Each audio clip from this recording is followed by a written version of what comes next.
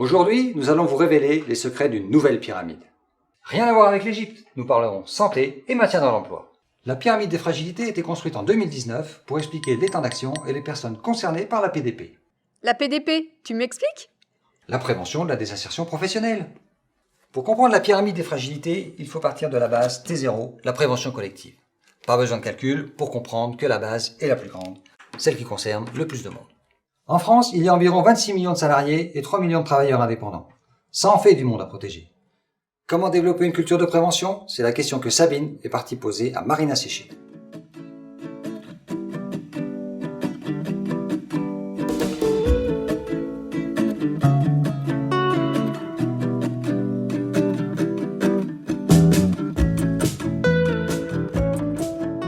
Marina Séché, vous êtes ingénieure conseil à la CARSAT Bourgogne-Franche-Comté.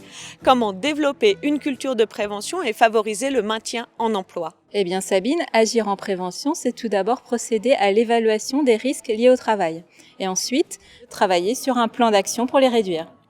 Dans quel but? Protéger les salariés et contribuer à préserver leur santé. C'est d'ailleurs ce qu'a réalisé M. Bessana lorsqu'il a fait l'acquisition d'un lève-plaque magnétique. Mathieu Bessana, vous êtes le responsable qualité, hygiène et sécurité chez SPI. Que vous a apporté cette démarche de prévention?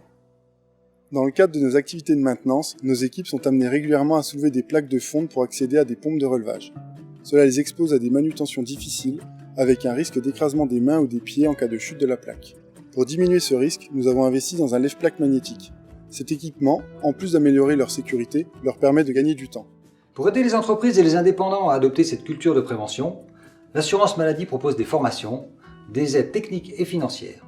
Tout est expliqué sur le site amélie.fr/entreprise. Passons maintenant au premier étage, celui des signaux faibles, le T1. En France, on compte environ 17 jours d'arrêt de travail par salarié et par an, et ce taux d'absentéisme ne cesse de croître. Certains métiers, comme ceux avec des gestes répétitifs, ou certains secteurs comme le BTP, sont plus à risque. Pour nous expliquer ce qui peut être fait dès les premiers signaux, il nous faut un expert. Sabine? Jamy! L'expert, je l'ai trouvé. Elle est à Besançon, la ville natale des Frères Lumière. Le docteur Christine Manteau, médecin inspecteur régional du travail à la Directe Bourgogne-Franche-Comté, va donc nous éclairer. Docteur Manteau, pour repérer ces premiers signes, le mieux placé, c'est le médecin du travail, n'est-ce pas? Oui, tout à fait, Sabine. En effet, le salarié peut être convoqué en santé au travail, mais il peut aussi lui-même demander à être vu par le médecin du travail. Et au cours de cet examen médical, le médecin du travail peut en effet repérer des premiers signes d'atteinte à la santé. Souvent, à ce stade, le salarié bénéficie d'arrêt de travail, mais souvent de courte durée. Par contre, il peut prendre un traitement souvent contre la douleur de façon ponctuelle ou plus importante. Une fois ces personnes repérées, que pouvez-vous faire? Donc, le médecin du travail connaît l'état de santé du salarié, mais il connaît également le poste de travail, l'entreprise, et il faut savoir que le médecin du travail, il intervient avec une équipe pluridisciplinaire. Dans cette équipe, on a des infirmiers et des intervenants en prévention risque professionnel. Et grâce à cette équipe, ils peuvent avoir une connaissance bien précise du poste de travail et de toutes ses contraintes et pouvoir préconiser donc des aménagements bien adaptés au poste de travail. Et cet aménagement de poste de travail peut profiter aux autres postes similaires dans l'entreprise et là, on est bien en prévention primaire. Donc plus on intervient en amont, plus on est en prévention primaire, mieux on améliore les conditions de travail et moins on a d'atteinte à la santé des salariés. Merci docteur. Mieux vaut prévenir que guérir, vous l'aurez compris. Dès les premiers signaux d'alerte, la personne peut aussi réfléchir à une reconversion en faisant le point sur ses compétences et son évolution professionnelle avec son compte formation, le fameux CPF.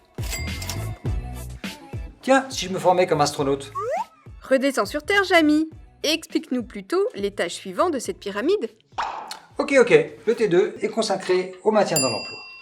Les salariés et les travailleurs indépendants, fragilisés par un problème de santé et en arrêt de travail, vont pouvoir garder leur emploi dans la même entreprise. Sabine, tu es partie à la recherche d'un salarié qui a vécu ce problème? Oui, Jamy, je suis avec David. Bonjour David, vous avez 48 ans, vous êtes ouvrier spécialisé dans une usine à côté de Dijon, et il y a un an, que s'est-il passé? Je travaille de nuit depuis mon embauche. Et sur le chemin du retour, en prenant ma voiture, j'ai fait un malaise au volant. Alors dites-nous David, comment ça s'est passé? Je suis diabétique de type 2, j'ai perdu connaissance au volant de ma voiture.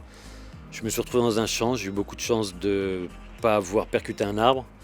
Et je me suis vraiment fait peur. Suite à cette grosse frayeur, je suis allé voir mon médecin qui m'a arrêté, ce qui m'a permis de me reposer. Et je suis allé faire des examens complémentaires.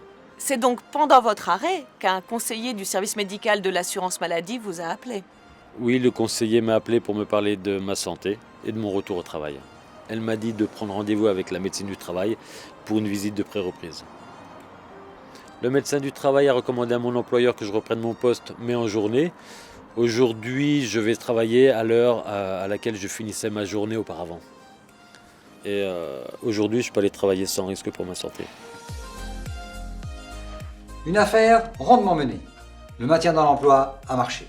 Avec ses nouveaux horaires, David a retrouvé l'énergie pour faire du sport et surveiller son alimentation.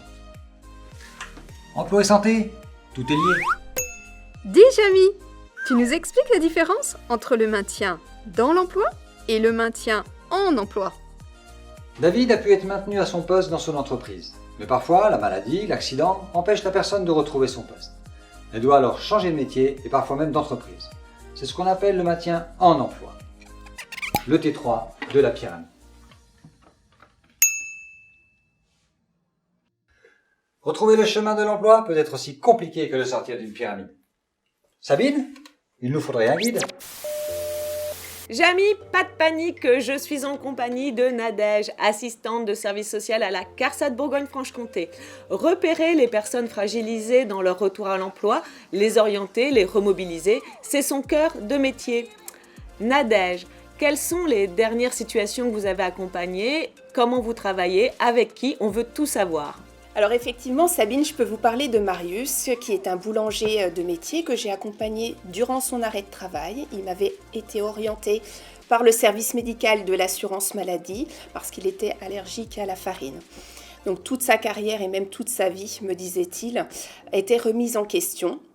Donc mon travail a été de l'amener à accepter qu'il ne puisse plus faire son travail d'origine. Et durant tout l'arrêt, à l'accompagner dans ses démarches de reconversion professionnelle pour travailler un projet adapté à son état de santé. Progressivement, Marius s'est projeté dans un nouveau métier au sein de la même entreprise. Donc avec l'aide de son employeur, le médecin du travail et avec la validation du médecin conseil, on a pu mettre en place un essai encadré durant 14 jours dans son entreprise pour tester de nouveaux postes.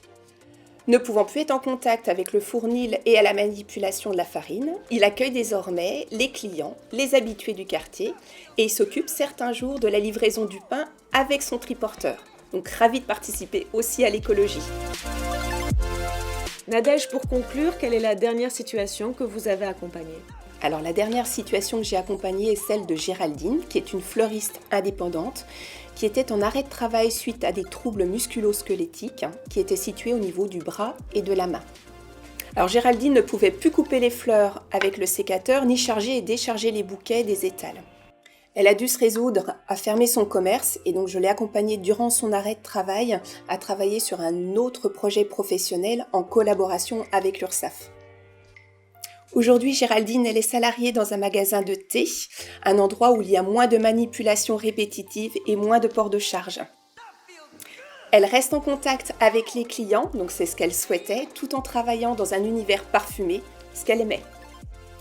Donc c'est vrai que quand arrive un problème de santé qui remet en question leur activité professionnelle, les indépendants pensent que tout est fichu. Or, ce n'est pas le cas. Il existe aussi des solutions pour eux qu'on peut mettre en place durant l'arrêt de travail en collaboration avec le médecin traitant, les Cap Emploi et la GFIP. J'ai tout compris, Sabine. Tu remercieras Marius et Géraldine pour ce merveilleux gâteau et ce délicieux thé. Jamy, en parlant de thé, n'oublie pas le T4. En effet, il est temps d'aborder le dernier étage de la pyramide des fragilités.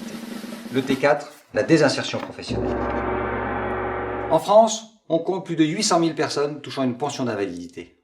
Pour comprendre ce qu'est l'invalidité, retrouvons Sabine qui est en route pour le Jura où elle va rencontrer un médecin conseil de l'assurance maladie. Sabine, Oui, Jamy, je suis avec le docteur Daniela Rohan, médecin conseil à l'assurance maladie.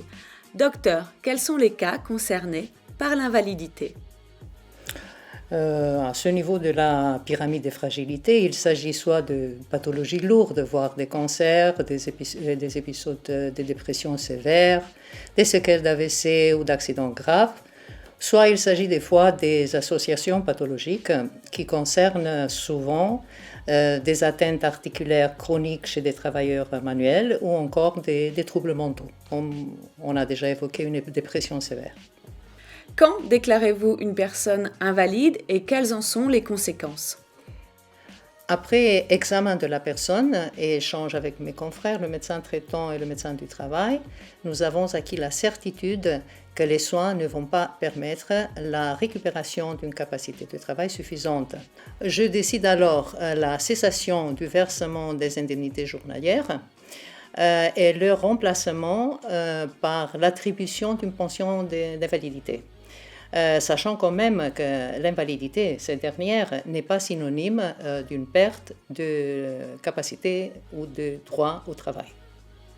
D'une manière générale, à plus long terme, en cas de récupération des capacités physiques voire psychologiques ou après des formations permettant une réorientation professionnelle, l'invalidité n'interdit jamais, quelle que soit sa catégorie, la reprise d'un travail adapté.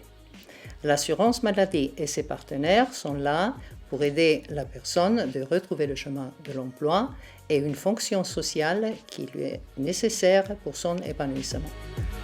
Merci docteur. Les portes de la vie professionnelle ne se ferment pas avec le handicap. Chaque année, la GFIP favorise le maintien en emploi des salariés et des travailleurs indépendants en situation de handicap. Allez, je récapitule. On peut tous agir sur le maintien en emploi. Plus on repère tôt les situations à risque, mieux on travaille ensemble, plus on a de chances de prévenir la désinsertion professionnelle. Je vous l'avais dit, la PDP, c'est pas sorcier.